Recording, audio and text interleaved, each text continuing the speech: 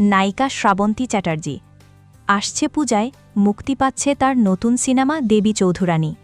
ইতোমধ্যে মুক্তি পেয়েছে সিনেমাটির টিজার। আর এখন নায়িকার ব্যস্ততা এই সিনেমা ঘিরেই। তবে ব্যস্ততার ফাঁকে সামাজিক মাধ্যমেও বেশ সক্রিয় এই নায়িকা। সম্প্রতি ইনস্টাগ্রামে বেশ কিছু নতুন ছবি শেয়ার করেছেন তিনি, যা মুহূর্তেই ছড়িয়ে পড়েছে।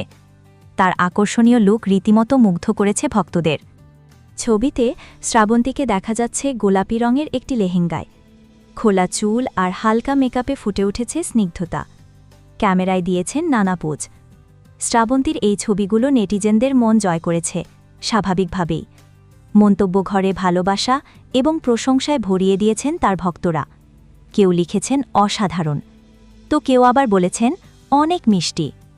ব্যক্তিগত জীবনে অসংখ্যবার আলোচনা এলেও শ্রাবন্তী তার কাজ আর ভক্তদের ভালোবাসা নিয়েই থাকতে পছন্দ করেন।